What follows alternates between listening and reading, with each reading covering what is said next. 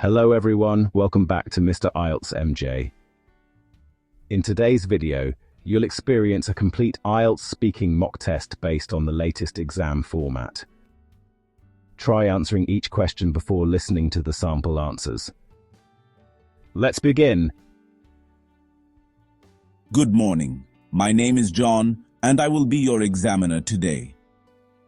This speaking test has 3 parts and will take approximately 11 to 14 minutes.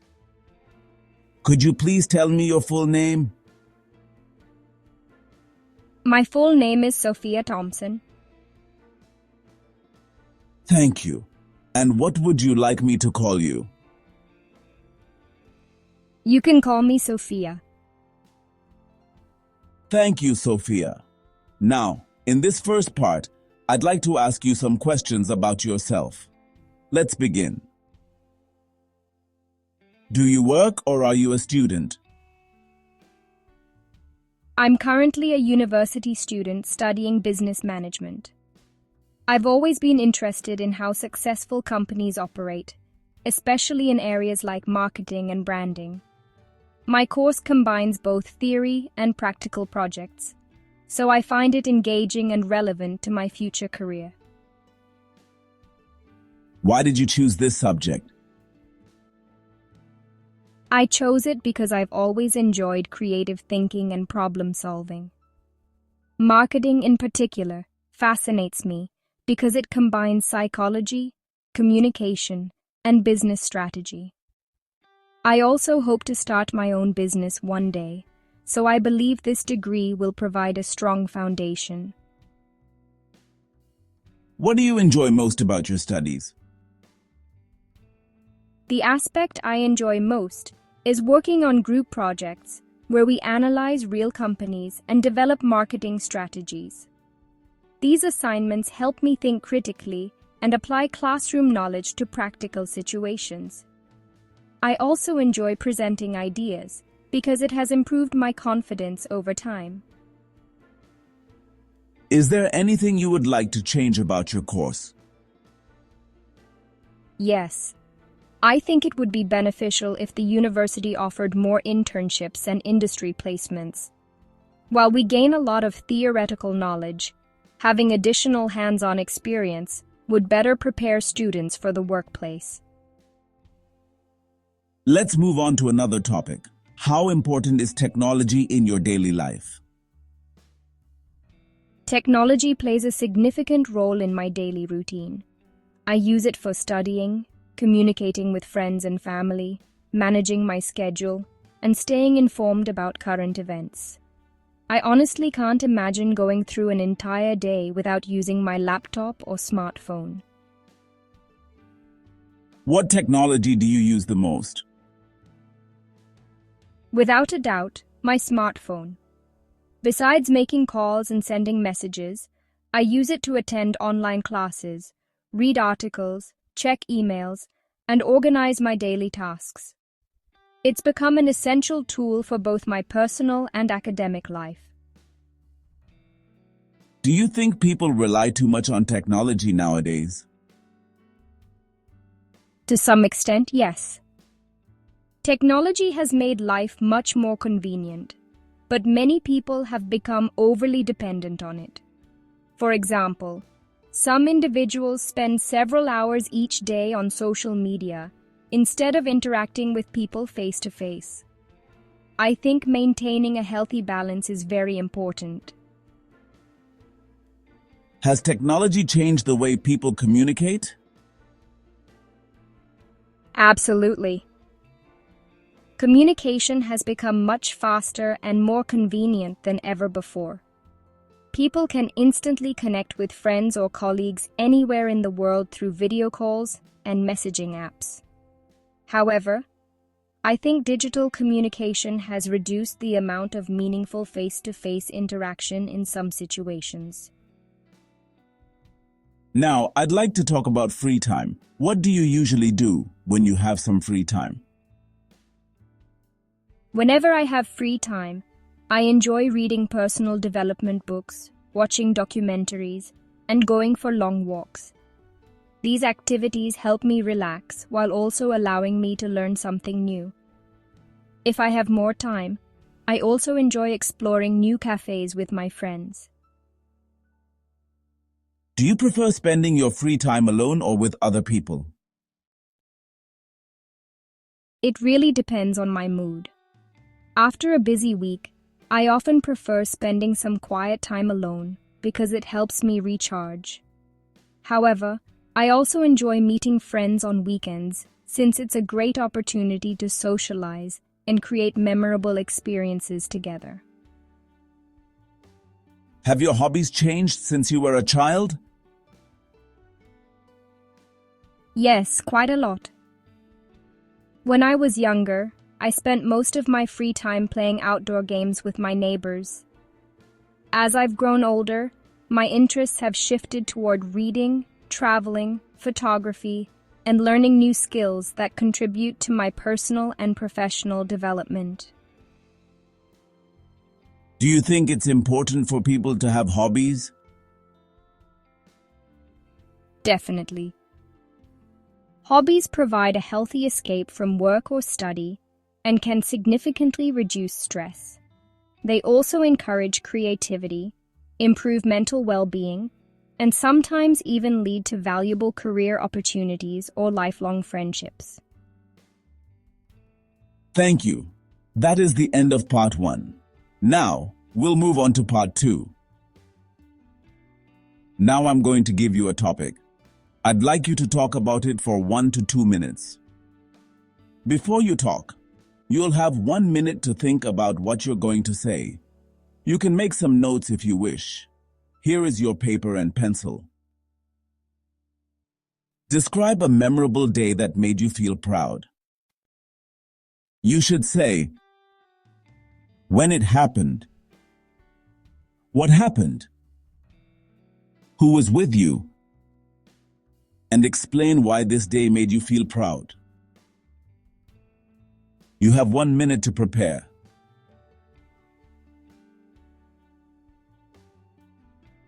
All right, please begin. I'd like to talk about a memorable day that made me feel extremely proud, and that was the day I graduated from university. It happened last year after several years of hard work, dedication, and countless late nights studying for exams and completing assignments. The graduation ceremony took place at my university auditorium, and it was one of the most emotional moments of my life. My parents, my younger sister, and a few close friends attended the ceremony to celebrate with me. Seeing them sitting in the audience made me realize that my achievement wasn't just my own. They had supported me throughout my academic journey by encouraging me whenever I felt stressed or overwhelmed. What made the day even more special was receiving an Academic Excellence Award for maintaining high grades throughout my degree. I wasn't expecting it at all, so hearing my name announced was a complete surprise. Walking across the stage to receive the award while my family applauded was an unforgettable experience. After the ceremony, we went out for dinner together, took lots of photographs, and spent the evening talking about the future. It was a simple celebration, but it meant a great deal to me because everyone who had supported me was there.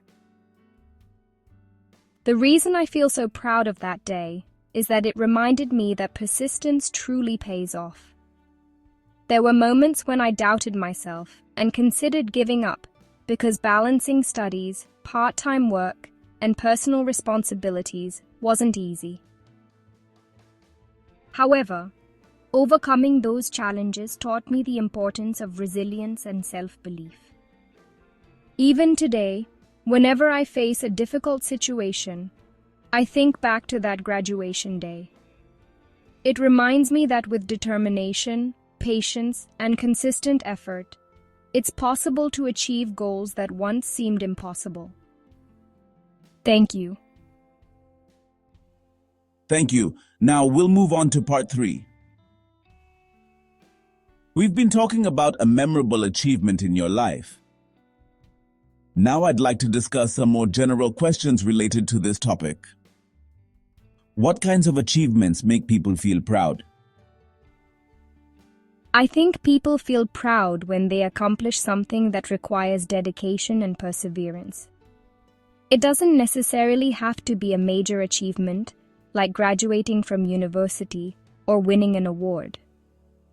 Even reaching a personal goal, such as learning a new language, starting a successful business, or overcoming a difficult challenge, can give people a great sense of satisfaction.